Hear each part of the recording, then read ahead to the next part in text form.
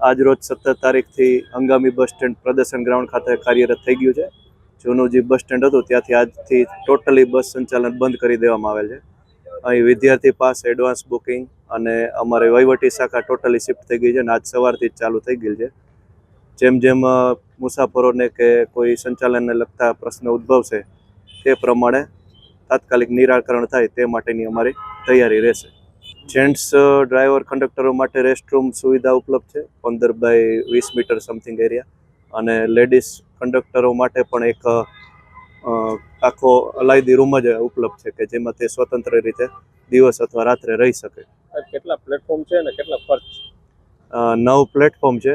તે સિવાય open area અને આખો દિવસ ડે હોલ્ટ કરતી ગાડીઓ અને નાઇટ હોલ્ટ કરતી ગાડીઓની બધી વ્યવસ્થા અહીંયા રહી શકે.